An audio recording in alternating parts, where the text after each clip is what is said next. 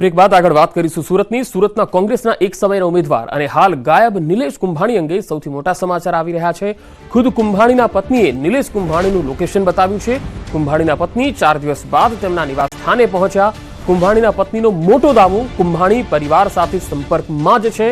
Form રદ થાય તો લોકો સાથે નહીં, પરિવાર સાથે સંપર્કમાં રહે છે।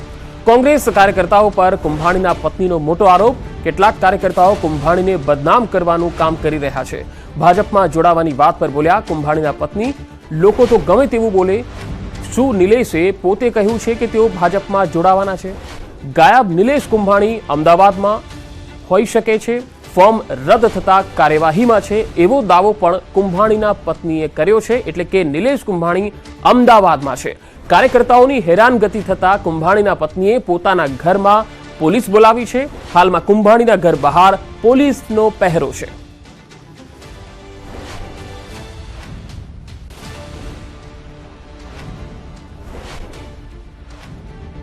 પણ શું નિલેશ કુંભાણીએ પોતે કીધું છે કે હું બીજેપીમાં જોડાઈ રહ્યો છું?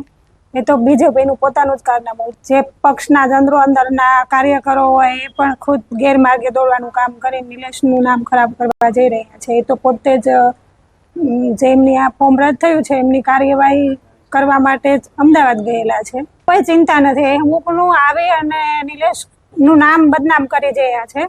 અત્યારે એમને જ્યારે વોટ માંગવાનો હતો ત્યારે પક્ષ તરફથી વોટ માંગવા એ કાર્યકર્તાઓ કોઈ આગળ નહોતા આવ્યા, પણ અત્યારે જ્યારે ઉમેદવારને ખુદ એની જરૂર છે કે કઈ રીતે આ રદ થયું છે ફોર્મ, તો આપણે ઉમેદવારની સાથે રહીને બધી કમિશનર ઓફિસમાં અને જે કલેક્ટર ઓફિસ હતી ત્યાં તેમને જવું જોઈએ, એને બદલે ત્યાં કોઈ સાથે ન રહ્યા અને અત્યારે અહીંયા આવીને ઘરે આવીને પરિવારને બદનામ કરે છે અને ખોટે ખોટું નિલેશ કુંભાણીનું નામ જ ખરાબ કરવાનું હોય। એ લોકોની સાથે થોડા સંપર્કમાં રહેવા નવરા હોય। જે વ્યક્તિનું ઉમેદવારી પત્ર રદ થયું હોય એમની ઇન્ક્વાયરી કરવામાં એમાં બીજી હોય તો એ લોકો સાથે ન હોય અને પરિવાર સાથે તો કાલ સુધી સંપર્કમાં જ હતા। કાલ સવારે અહીંયાથી અમદાવાદ જવા રવાના થયા હતા, ત્યાં સુધી એ ઘરેથી કહીને જ ગયા છે।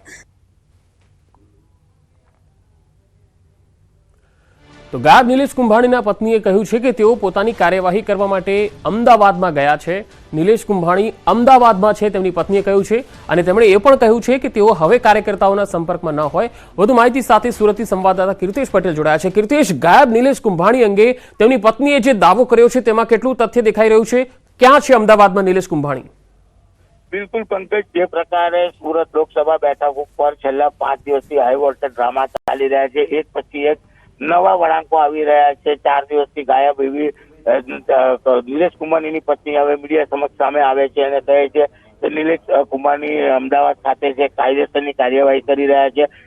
ફોર્મ રદ થયાને આજે 4 થી 5 દિવસ થવા આવ્યા છે, છતાં પણ હજુ પિટિશન હાઈકોર્ટમાં દાખલ કર્યા નથી। પોતે ભાજપમાં જવાની એક બાજુ સૂત્રો દ્વારા જાણવા મળે છે। નિલેશ કુંભાણી પોતાના મિત્ર વર્તુળમાં કહી રહ્યા છે, ત્યારે તેમના પત્ની કહે છે કે નિલેશ કુંભાણી કોંગ્રેસના કાર્યકર્તા છે, તેઓ સતત સેવા કરતા રહ્યા છે અને તેઓ ભાજપમાં જવાના જેવી વાત નથી તેમના પત્ની કરી રહ્યા, નથી નિલેશ કુંભાણી બોલી રહ્યા। ગામ ભલે ગમે તે વાત કરતા હોય, એટલે કે પોતાનો બચાવ કરી રહ્યા છે અને જે પ્રકારે તમામ વાર્તાઓનું ખંડન કરી રહ્યા છે। પણ આ તમામ વસ્તુ વચ્ચે નિલેશ કુંભાણી ક્યાં છે એક મોટો સવાલ છે। કોઈના સંપર્કમાં નથી, પોતાના પરિવારના સંપર્કમાં નથી, તેમના મિત્ર વર્તુળના સંપર્કમાં નથી, પક્ષના સંપર્કમાં। તો નિલેશ કુંભાણી છે ક્યાં? અને જો તે ગાયબ છે તો શાના માટે ગાયબ છે અને ગાયબ રહીને તેઓ શું કરી?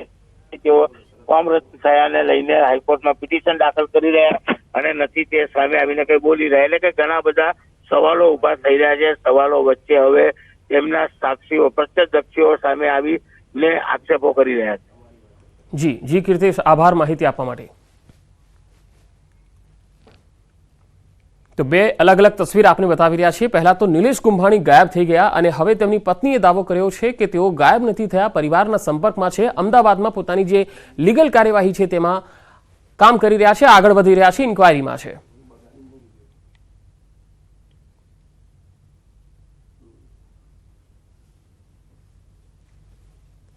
તો સુરતમાં નિલેશ કુંભાણીના મકાનની બહાર જ્યારે કોંગ્રેસના કાર્યકર્તાઓ દેખાવ કરવા પહોંચ્યા હતા, પોસ્ટર લગાવવા પહોંચ્યા હતા, નિલેશ કુંભાણી તેમના ઘરે હાજર ન હતા। નિલેશ કુંભાણી પણ ઘણા આક્ષેપો થયા છે અને તેમણે આ સીટ જે છે એ સ્વયં આપી દીધી હોય અને જે ગઠજોડ કર્યો હોય અથવા ભાજપ સાથે સેટિંગ કર્યું હોય એવા આક્ષેપો પણ તેમની જ પાર્ટીના લોકોએ લગાવેલા. હવે તેમની સામે કોઈ એક્શન લેવાય છે કે કેમ, અથવા તો નિલેશ કુંભાણી છે એ પોતે હવે અત્યારે ક્યાં છે, સામે આવીને જ્યારે શું કહે છે એના ઉપર સૌની નજર પર મંડાયેલી રહેશે. તો મીડિયા રિપોર્ટમાં અત્યારે આટલું જ. નમસ્કાર.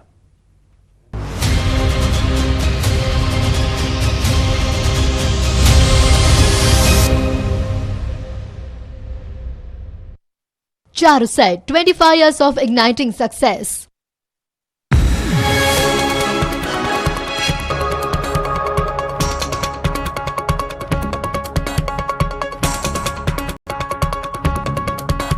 Charuset, 25 years of igniting success. મુદ્દા ન હોવાના કારણે આવી ભ્રામક વાતો કરવી પડે, કારણ કે કોઈના કોઈ કારણસર પ્રચાર તો કરવો પડે. ટિકિટ મળી છે, ભલે કોંગ્રેસ હારવાની હોય પણ પ્રચાર તો કરવો પડે. એટલે ગેનીબેન પ્રચાર કરે છે ને ભલે કરતા. આપણે 4 જૂન પછી જોઈશું એનું રિઝલ્ટ શું આવે છે. ભાજપે કહ્યું કે ગેનીબહેનને ટિકિટ મળી છે તો પ્રચાર તો કરવો જ પડશે, ભલે ને પછી હાર નિશ્ચિત કેમ ન હોય તેમ કહી ચૂટકી લેવાનો પ્રયત્ન કર્યો. પોલીસ એ પ્રજાની રક્ષક છે અને ગુજરાતની પોલીસની જ્યાં સુધી વાત કરીએ તો ગુજરાતની અંદર મારી બેન દીકરીઓ રાત્રે 1 વાગે પણ સ્કૂટી લઈને ઘરે એકલી જઈ શકે છે. એ ગુજરાતની પોલીસને આભારી છે. અને ગુજરાતની અંદર જે સુશાસન છે, કે ગુજરાતની અંદર જે આજે રમખાણો નથી થતા, કે ગુજરાતમાં જે ગુંડાગર્દી નથી, એ પોલીસને આભારી છે. એ પોલીસની ઉપર આવા આક્ષેપો લગાડવા એ કોંગ્રેસના ઉમેદવારને શોભતું નથી. બનાસકાંઠાના જંગલમાં હવે ગાંધીનગરના નેતાઓ પણ મેદાનમાં આવી ગયા છે, જે કોંગ્રેસની પોલીસની કનડગતની વાતને પાયા વિહોણી ગણાવી જીત પાકી હોવાનું કહી રહ્યા છે. તો સામે પક્ષે કોંગ્રેસ પણ જીત નિશ્ચિત હોવાથી જ પોલીસની કનડગત વધી હોવાનો આરોપ લગાવી રહી છે. પણ આ આરોપ પ્રત્યારોપ વચ્ચે એક વાત ચોક્કસ છે કે ગુજરાતની બાકી કોઈ બેઠકના પરિણામમાં કોઈને રસ પડે કે ન પડે, પણ બનાસના રણ મેદાનનું પરિણામ જાણવા હવે સૌ કોઈ આતુર બન્યા છે. કિશોર તુવર, ન્યૂઝ 18 ગુજરાતી, બનાસકાંઠા. રાજ્યમાં આગામી 7 દિવસ બહાર નીકળવાનું વિચારતા હો તો થઈ જજો સાવધાન, નહીંતર આ ગરમી તમને પડી જશે ભારે. હવામાન વિભાગે ગરમીને લઈ મોટી આગાહી કરી છે. આગામી 7 દિવસ રાજ્યમાં વાતાવરણ શુષ્ક રહેવાનું છે. ગુજરાતમાં હાલ પવન ઉત્તર પશ્ચિમ દિશા તરફ ફૂંકાઈ રહ્યા છે. અમદાવાદ હવામાન વિભાગના ડાયરેક્ટર દ્વારા ગુજરાતમાં આગામી 7 દિવસ હીટવેવ, વરસાદ અને તાપમાન અંગેની આગાહી કરી છે. આ સાથે A.K. દાસે એમ પણ જણાવ્યું છે કે છેલ્લા 24 કલાકમાં રાજ્યમાં સૌથી વધુ તાપમાન વલ્લભ વિદ્યાનગરમાં 39.6 ડિગ્રી નોંધાયું છે, જ્યારે અમદાવાદ અને ગાંધીનગરમાં 39.6 ડિગ્રી તાપમાન નોંધાયું. આ સાથે તેમણે જણાવ્યું કે આગામી 24 કલાકમાં અમદાવાદનું મહત્તમ તાપમાન 40 ડિગ્રીની આસપાસ રહેશે. ગુજરાતના દરિયાકાંઠાની સ્થિતિ અંગે વાત કરતા તેમણે જણાવ્યું છે કે દરિયાકાંઠે પવનની દિશા ઉત્તર પશ્ચિમની રહેશે. આ સાથે તેમણે જણાવ્યું કે હાલ કોઈ ડિસ્કમ્ફર્ટની સ્થિતિ રહેશે નહીં. ઉનાળામાં ખેતરમાં કામ કરતા ખેડૂતો માટે એક એડવાઇઝરી જાહેર કરાઈ છે, જેમાં હીટવેવ દરમિયાન ખેતરમાં ઊભા પાકને હળવું તેમજ વારંવાર પિયત આપવું,